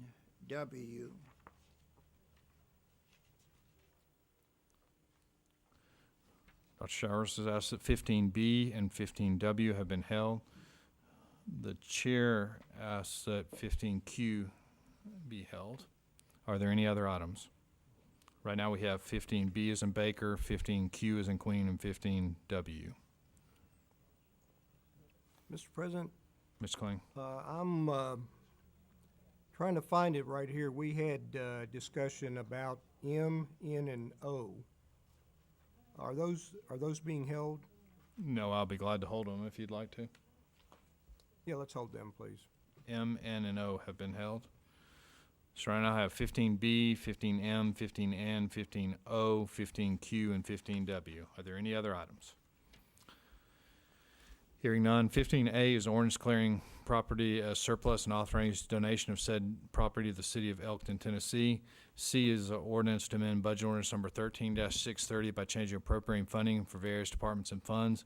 D is an ordinance to amend budget ordinance 13-360 by changing authorized personnel strength in various departments and funds. E is a resolution authorizing the acceptance of donations. F is a resolution authorizing the mayor to execute agreement with Beeson and Alley, Inc. for the fiscal year 2013 audit. G is an ordinance declaring property as surplus and be sold at auction. H is a resolution authorizing the mayor to an agreement between the city of Huntsville and Pierce Construction Company, Inc. for construction services with the new fire station number 6 located at 2810 Drake Avenue. I is a resolution authorizing the mayor to accept a grant from the Alabama Law Enforcement Agency for the sustainment of Hazmat 2. J is a resolution authorizing the mayor to accept a grant from the Alabama Law Enforcement Agency for the sustainment of Alabama Heavy Rescue 1. K is a resolution authorizing the mayor to modify the agreement with Brown and Caldwell for engineering, hydraulic, and hydraulic modeling services and letter of map revision submittal for a portion of Beaver Dam Creek 2 and its tributaries, project number 6512 DR06 by modification number 1. L is a resolution authorizing the mayor agreement with Tetra Tech, Inc. for engineering design services for Dallas Branch Sanitary Sewer Relocation Project number 6513 DR06. P is a resolution authorizing the mayor an agreement for construction between the state of Alabama and the city of Huntsville regarding improvements on SR1, which is US 431, from south of CR 242 Sudden Road to north of CR 250 Old Big Cove Road to include intersection at CR 271 Caldwell Lane in the city of Huntsville. This is project number STPHV-STPAA-001, project reference number 100056632. R is a resolution authorizing the clerk treasurer to invoke PNC Bank letter credit number 18799559 for Cross Creek Phase 3 subdivision. S is a resolution authorizing the clerk treasurer to invoke Travelers Identity Company of credit number letter of credit number BE 0931542 for Stonemark subdivision. U is a resolution authorizing the mayor to execute a professional service contract between the city of Huntsville and Columbia Telecommunications Corporation doing business as CTC Technology Energy. V is a resolution authorizing the mayor to amend the fiscal year 2013 State of Alabama Emergency Shelter Grant Program application. The chair moves to consolidation approval of 15A, 15C through L, 15P, 15R through V. Well, I'm sorry, 15R, S, U, and V. Second by Dr. Showers. All those in favor of consolidation approval signify by saying aye. Aye. Opposed? It carries. 15B is a resolution authorizing the mayor to agree to enter an advertising contract with Huntsville Times. Is there a motion? To approve. Second. Motion by Dr. Showers, second by Mr. Culver. Discussion? Mr. President, I would like to ask the city whether or not Speaking Out News, for the last several years, we have discussed that particular enterprise of having some business with the city. And we've discussed, and I know commitments were made to do business with them. What I want to know on this particular resolution tonight is Speaking Out getting into the advertising business of the city of Huntsville? See, Mr. Taylor. Councilman Showers, I don't know the answer to that. I don't believe they are. I'm going to have to ask Mr. Haygood for help on this. This is not the legal advertisements, but advertising that the city would purchase for other things. But Mr. Haygood. The only thing that we use as Speaking Out News at the present time is during elections, and we do all the election notices through Huntsville, through the Speaking Out News. Is there any reason why they can't get a portion, since they are a opportunity that's capable of doing some business? I'm not asking for them to get 100% of what's going on, but to be included in some of the advertising that we now do on behalf of the city. Is that possible? And I think, Dr. Showers, we have been using them with the engineering division when we put out some requests for services. We have been trying to use them on a regular basis with that. We started, gosh, I guess 4 years ago, doing that to try to make sure that we had minority participants in our bid process. Mr. President? Dr. Showers, you finish? I'm listening and waiting to hear, and the mayor just said that we are committed to doing business with all the concerns that are on our procurement list. And so does that mean that Speaking Out will get some portions of our advertisement? Councilman and Mr. Haygood, correct me if I'm wrong, some of the things that we have to do require us to be in the newspaper of local circulation with respect to some of the advertisements we have with respect to certain projects and other type things. So we have to use the Huntsville Times because they meet that criteria in some cases. As the mayor has said, we've used Speaking Out News in cases where we can, but I could not tell you the volume of that here. But we do have to use the Huntsville Times for some of the advertisements that we're required to run on for public notices and such. Even if they are capable of doing it, they can't get any of that part? Their circulation statistics don't meet the requirements of a newspaper of the local circulation, but we do use the Speaking Out News for some of the needs of the city. I'm just not in a position to tell you exactly what those are. But I asked you to research that for us and let the council know where that stands. Yes, sir, we'll do that. Thank you. Mr. Kling? Mr. President, occasionally, I read it, and I believe I've seen advertising notices for things pertaining to community development grants, and also police department hiring recruitment ads have been in there from time to time. I don't know on how regular the basis or how much is being spent, but I, occasionally have seen things pertaining to those two departments. Thank you. Further discussion? All those in favor signify by saying aye. Aye. Opposed? It carries. 15M is a request for authorization to advertise to the general public and fill one budgeted position of Fleet Services Technical Assistant at a rate higher than minimum salary if necessary. Move to approve. Second. Motion by Dr. Shower, second by Mr. Kling. Mr. Kling, did you have a question? Mr. President, just one general comment on M, N, and O. I think somebody raised the issue about if we could see about veterans' preference, and I think that would certainly be appropriate for us to do within, the guidelines that the city has. I know there are probably some restrictions that we have to go with, but I think recruitment would certainly be a positive thing if we could do that. Mr. Jeffrey, can you comment on this, please? I can, and members of the council. I know there's a lot of interest in pursuing that kind of approach. Unfortunately, under state law, we don't have any statutory authority to provide preferences for any particular classification of individuals. So we would not be able to target any, we would not be able to show a preference for veterans or any other group in hiring preferences. Thank you. Further discussion? All those in favor signify by saying aye. Opposed? Passes. N is a request for the authorization to advertise to the general public and fill one budgeted position of Equipment Technician 2 at a rate higher than minimum salary if necessary. Move to approve. Second. Motion by Dr. Shower, second by Mr. Kling. Discussion? All those in favor signify by saying aye. Opposed? It carries. O is a request for authorization to advertise to the general public and fill one budgeted position of General Services Support Clerk at higher than minimum salary if necessary. Move to approve. Motion by Dr. Shower, second by Mr. Culver. Discussion? All those in favor signify by saying aye. Aye. Opposed? It carries. Q is an ordinance declaring approximately 2.26 acres of property at Fernbell Park as surplus and conveying it to the Huntsville City Board of Education for the purpose of relocating Whitesburg School. Is there a motion? Motion to approve. Motion by Mr. Culver. Is there a second? Second by Mr. Olszewski.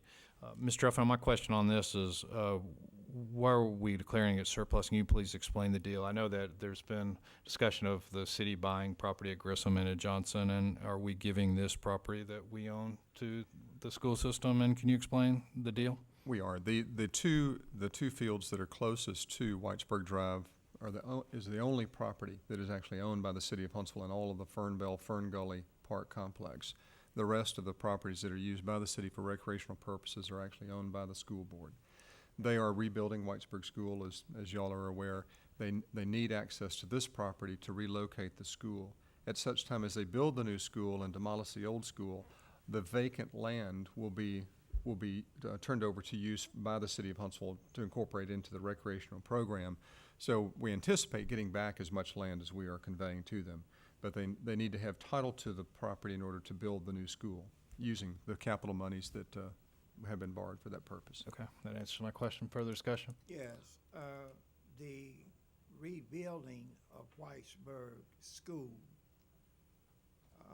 Mr. Jefferson, is it going to be rebuilt on the same footprint that is on now? No, sir, it's not. It's going to be relocated?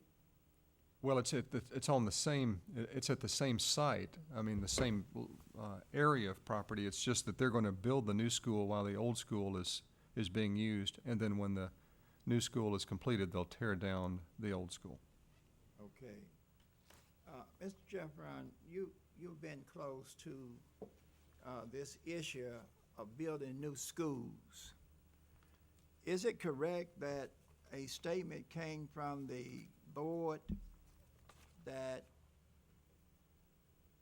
any school that was relocated or rebuilt, that the names of those schools would not change? Oh, I don't know that, Mr. Showers. You don't have that knowledge? No, sir, I don't. Is it anybody on this council that does? Mayor, do you have any recollection of that statement being made by the board? No, sir, I have not been at the board meetings. Okay. Well, I have. I've been at the board meeting because the issue of Johnson High School is in the heart of my district. And the statement that schools that were going to be rebuilt or relocated, that the names would not change.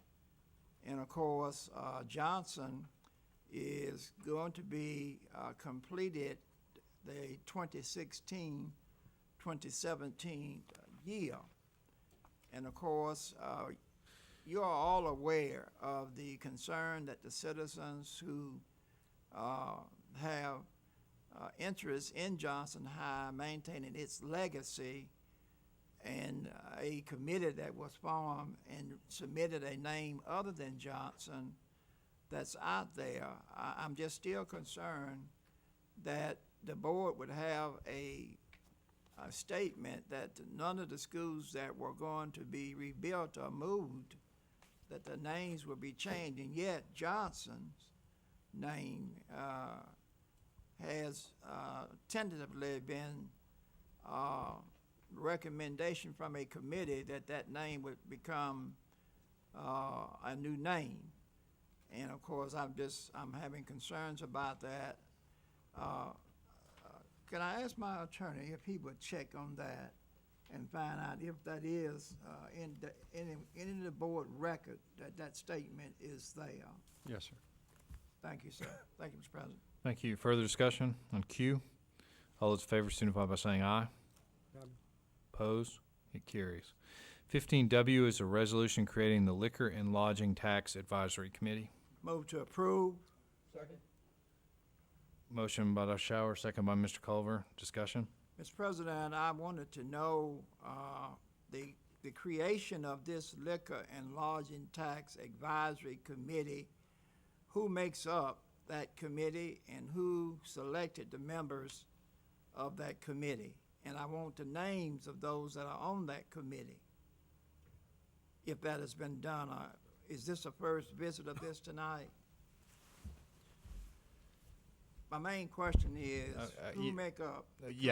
I can tell you who makes it up. I don't know the individuals, but it's a representative. The City of Huntsville is designated by the mayor, the Von Braun Center Board of Control, the Huntsville Madison County Convention and Visitors Bureau, the Huntsville Sports Commission, and a portion of the hotel industry.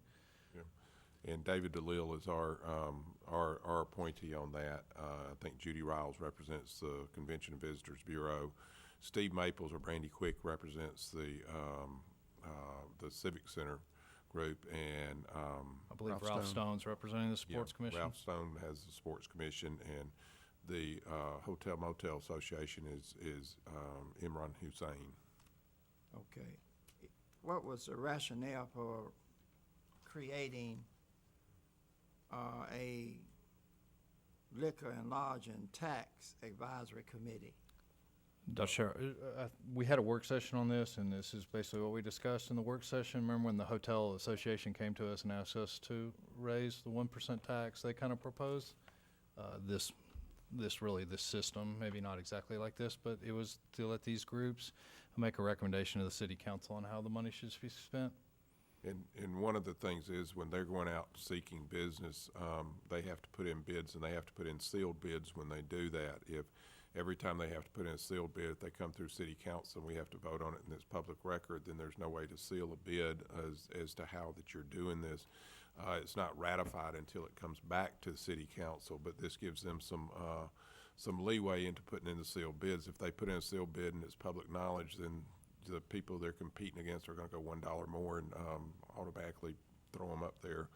So this gives them a little bit of leeway to come in. They also have to come back through council to get it ratified, but this gives them a little framework of how they're going to work through this process. Well, that makes sense. Thank you, Mr. President. Sure. Further discussion? All those in favor of W, please say aye. Aye. Opposed? It carries. We're now at legal department items, transactions.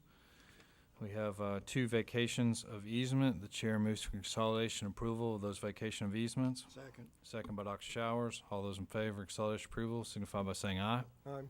Opposed? It carries. Now at non-roster communications from the public, Ms. Reed, you're up. I'll make it short. Thank Thank you very much. I just want to say that I attended a town meeting the other night, and if you would know the national debt and see the economy out here, quit borrowing money. It don't matter about your AAA.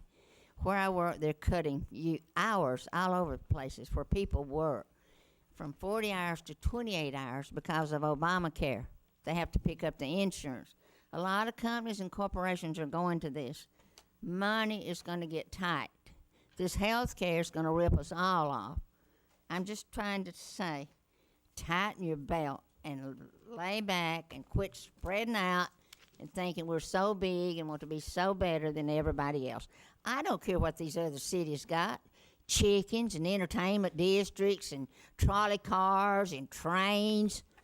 Let's be Huntsville.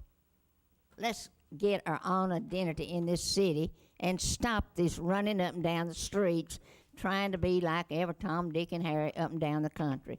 And this entertainment district now going from 12 noon, I could start drinking at 12 noon on the streets until 11 o'clock at night. Yeah, you'll have to put me in jail. That's a fact. You know, what's our young people going to become with all this going on? I have a problem even with walking and drinking in the streets. Chickens, if you're going to put that chicken ordinance in, pull up the city limits. We don't need a mayor.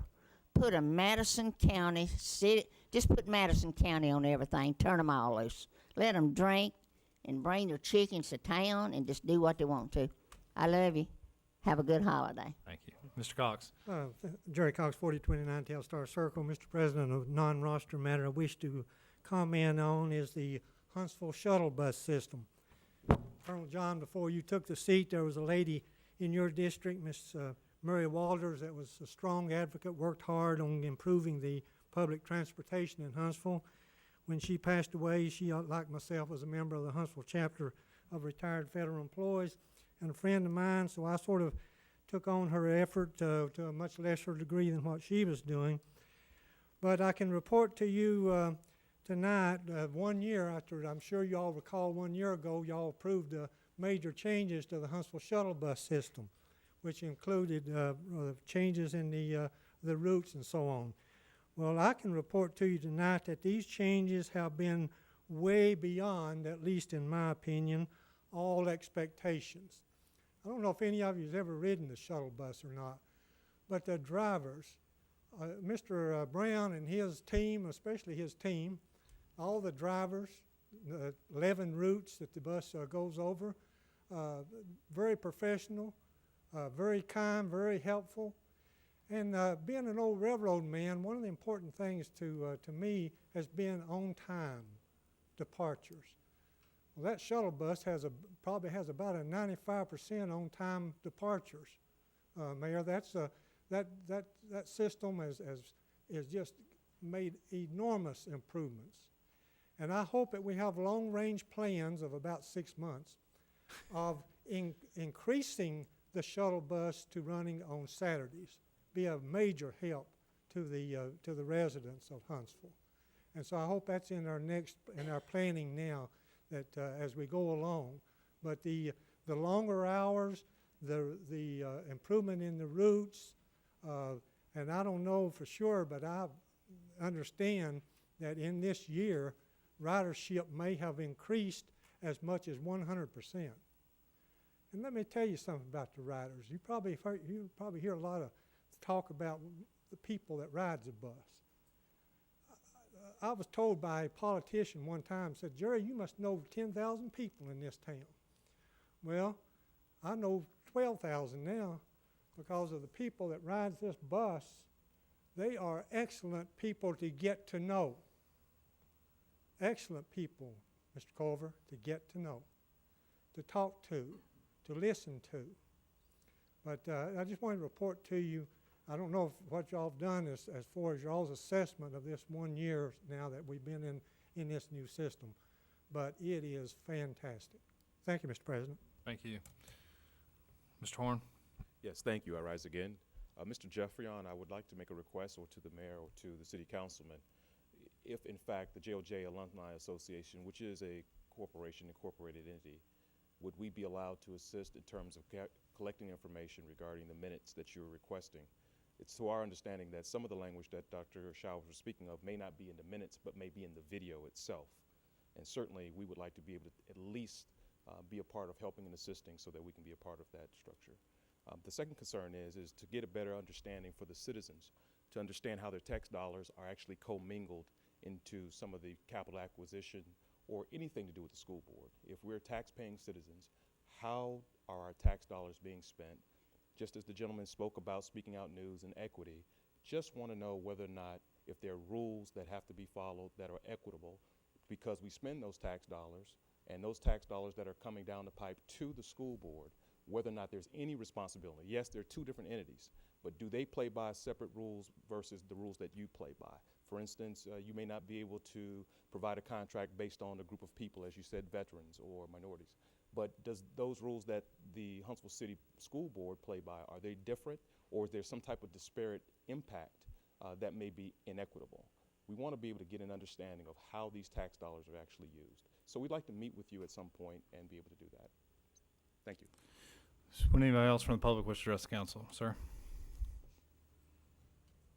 Thank you, Mr. President, leaders of Huntsville. I just have some questions. In sections 9A and B, we listen as board nominations were made and approved. I want to know what deems a city committee to be established, and can a committee be proposed by a citizen of the community? How are board members for these committees selected? And how many community awareness committees are currently in action in the city of Huntsville? The city council establishes committees. All the boards and commissions of the city are listed on our website, and it's a real easy thing to do. Go to city council and look, and you can see it all. And then they normally have the resolution to establish them, how they were established, and how many members there are. Okay, does that state like what deems a city committee to be established? They'll say what their, I think it says what their, maybe not their mission, but it says what they're there for, like the No, public. not particularly existing committees. I'm saying what deems for a city committee to be established, because there had to be some reason. For Any of the council members could establish, or establish one in the city council by majority vote could establish a committee. Okay, so we would need to, as a citizen, propose that to a city council member? I think that would be the best, work with a council member. Okay, well, thank you. Thank you. Sweeney Bells, Pastor Johnson. Hey, Pastor Johnson, I asked for some information. I didn't read it because you said I didn't have to read it, and I haven't gotten it yet. I know Mr. Jeffron gonna It's call. being worked, and Mr. Elfron, do you have a date when we might have it ready? No, I think it's almost done. Okay. Just didn't want you to forget me. And, well, I actually thought it had been given to you, but I'll check with Chief Morris. Okay, all right, thank you. Thank you. Would anybody else from the public wish to address the council? Mayor Battle, did you want to say a few words? Yes, I do. In Pastor Johnson, I have to address something that you said when you mentioned Rex Reynolds and Bull Connor in the same voice, in the same sentence. That's not the Rex Reynolds I knew, and we may agree to disagree on this. The Rex Reynolds I knew worked for me for 5 years. He oversaw the city and the city administration. He oversaw more minority hiring than has ever been done in this city hall. He oversaw more minority promotions into prominent positions than's ever been done in City Hall. He was a person who had high integrity, and he was very fair across the board. When he retired, there were people from north, south, east, west. There were blacks, there were whites, there was everybody else at that retirement because of the respect for him.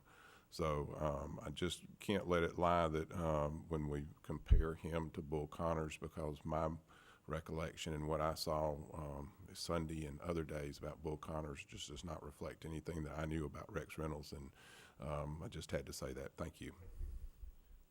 Councilmembers, is there any other business? Move to adjourn. We're adjourned.